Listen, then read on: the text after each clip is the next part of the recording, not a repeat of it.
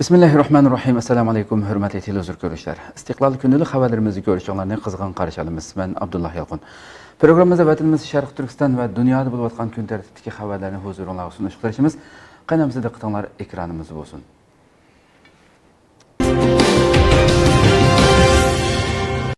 Pompeo Amerikaning Uyg'ur faoliyatchilarining oila tabiatlaridan andisha qilayotganligini bildirdi.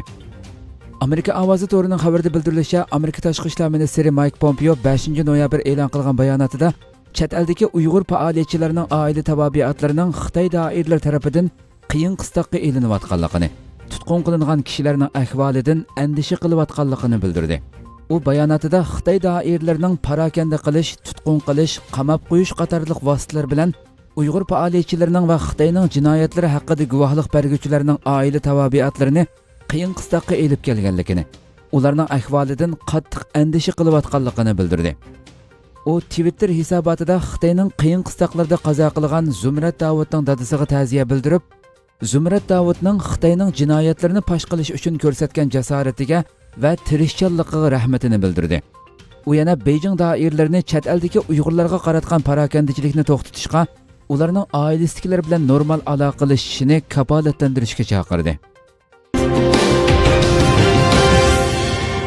Xitoy bu yilmi to'r erkinligi eng nachar davlatlar qatoridan o'rin oldi. Amerika ovozi to'rining xabarida bildirilishicha, bosh shtabi Nyu-Yorkga joylashgan kishilik huquq tashkiloti Erkinlik uyi 5 noyabr to'r erkinligi yillik dokumentini e'lon qildi. Xitoy bu yilmi Kuba, Suriya va Eronning keyniga tizilib, to'r erkinligi eng nachar davlatlar qatoridan o'rin oldi. To'r aloqasi va ijtimoiy taratqularning tez sur'atda jonlanishiga ergishib, Xitoy doiralari yaqinqi necha yildan buyon mos qadamda to'r sohasini kontrol qilishni uzluksiz kuchaytirmoqda.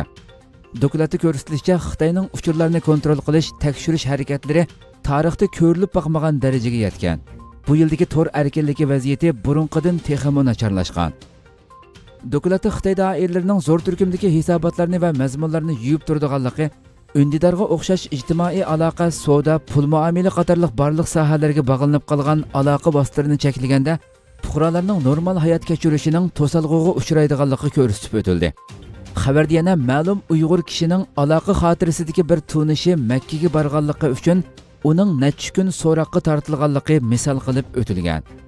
Dokumentda ko'rsatilishicha, bu yil butun dunyodagi to'r erkinligi umumyuzlik nacharlashgan bo'lib, har qaysi davlatlar ijtimoiy uchur vositalariga qarata boshqarishni o'xshamagan darajada kuchaytgan.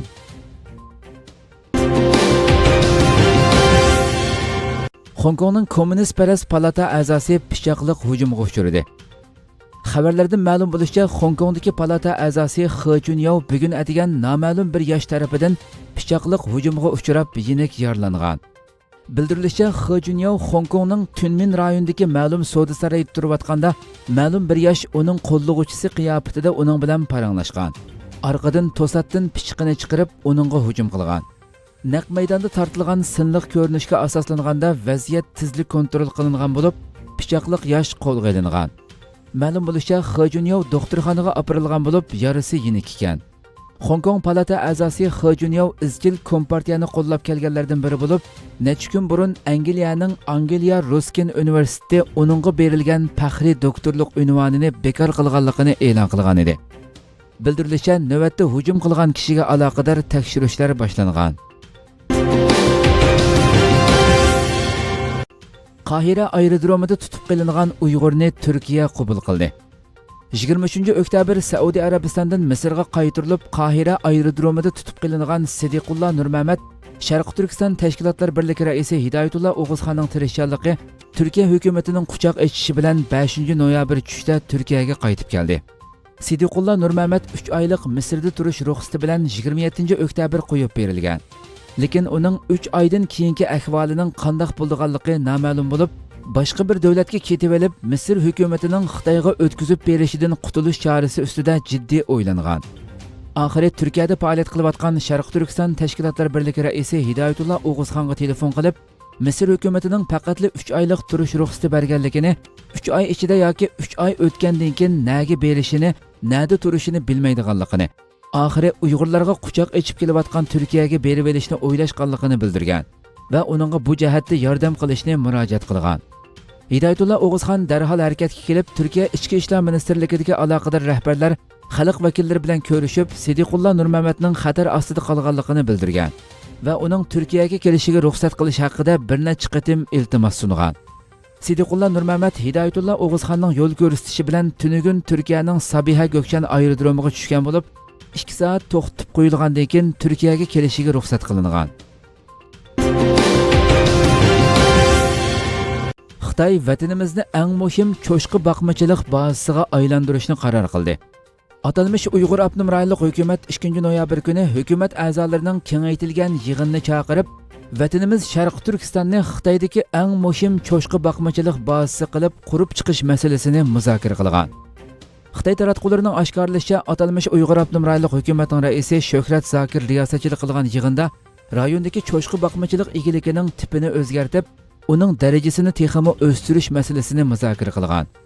Yig'inda cho'chqa boqmachilik kasbining rayonning boqmachilik egiligidagi tipini o'zgartib, yuqori sifatli cho'chqa boqmachilik egiligini rivojlantirish, cho'chqa go'shi bilan ta'minlash iqtidoriga kafolatlik qilishning muhim real ahamiyati borligi ta'kidlangan. Bu planning shohidlarning guvohligi yoki kishilik huquq tashkilotlarining dokumentlarida Xitoy rejimining lagerdagi Uyg'ur musulmon tutqunlarini, shundaqla idora, jamiyat, maktab va hukumat organlaridagi musulmonlarni o'zining diniy e'tiqodi va urf-odatlarini rad qilib, cho'chqa go'shi qatorliq islomda musulmonlarning yeyishi cheklangan yemekliklarni iste'mol qilishga majburlayotganligi qayd qilinayotgan mezgilda o'ttirg'a qo'yishi kuzatuvchilar va kishilik huquq tashkilotlarining diqqatini qo'zg'adi. Bu haqdagi dokumentlarda qayd qilinishicha, Xitoy rejimi Uyg'ur va boshqa musulmonlarning cho'chqa go'shi iste'mol qilish va qilmasligini, ularda oshqunlikning bor yo'qligi kompartiyaga sodiq yoki emasligini o'lchaydigan bir xil o'lcham deb qaraydi ekan.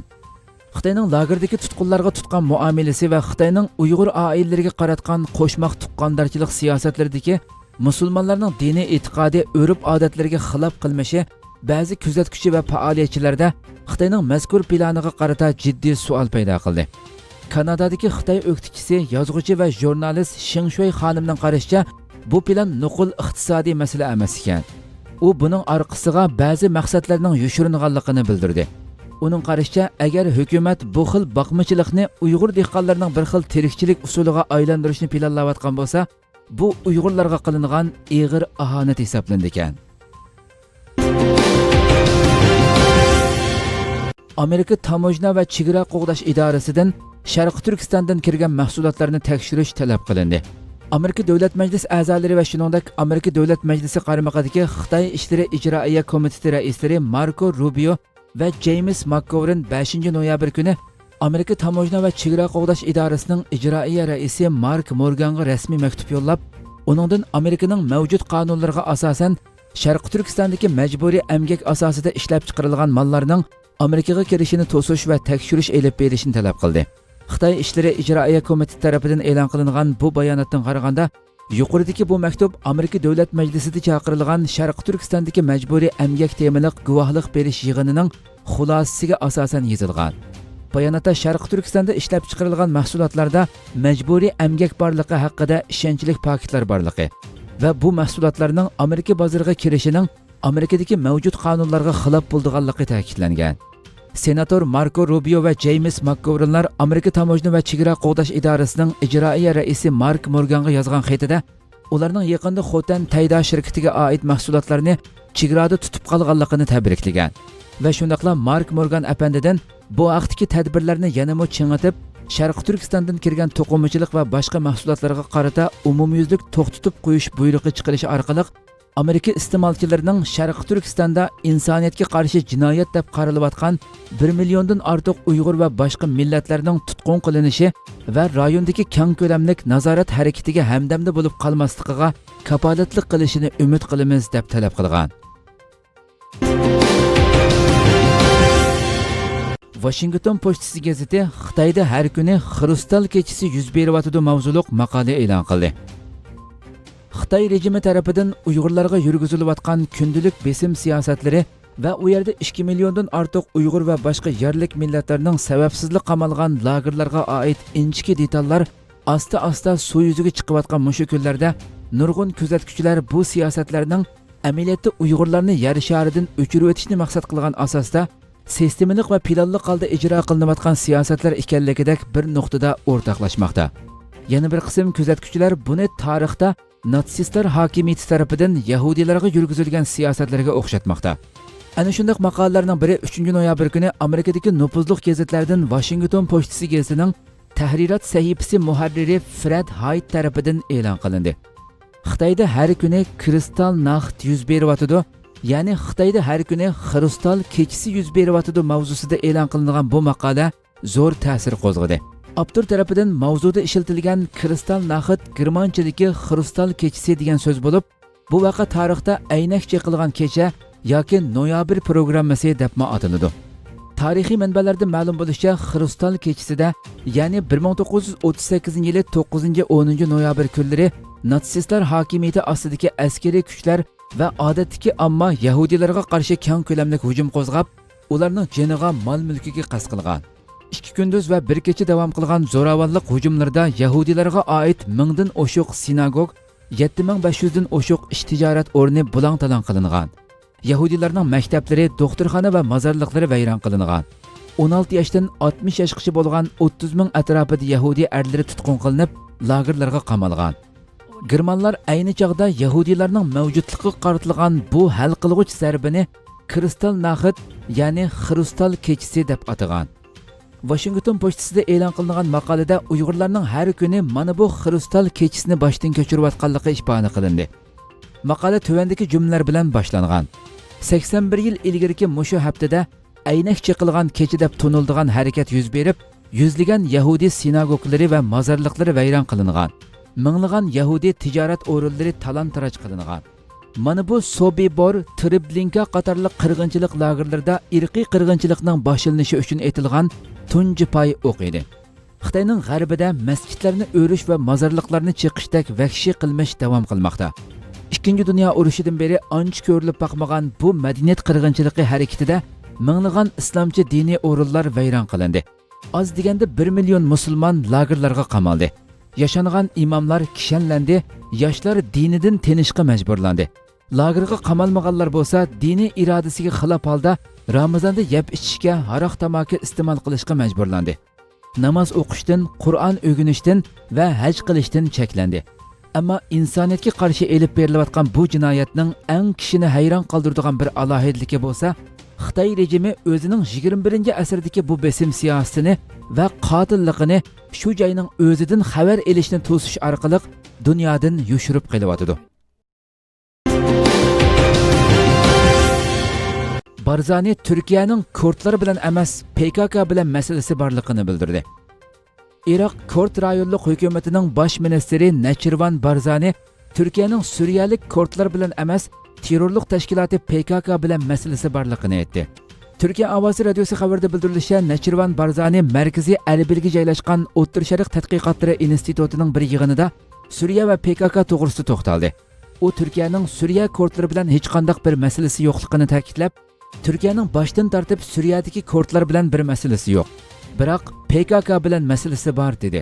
Turkiya tarafining Iroq Kurd rayonlik hukumatiga biz hech bir shaklda chegaralarimiz bilan Suriya orasida PKK latilarining atalmish bayroqlarining bo'lishiga yo'l qo'ymaymiz degan pozitsiyasini bildirganligini eskartgan Barzani, buning Suriyadagi qarindoshlarimiz uchunmi og'ir xavf ekanligini bildirishga tirishdik deganlarni qayd qildi.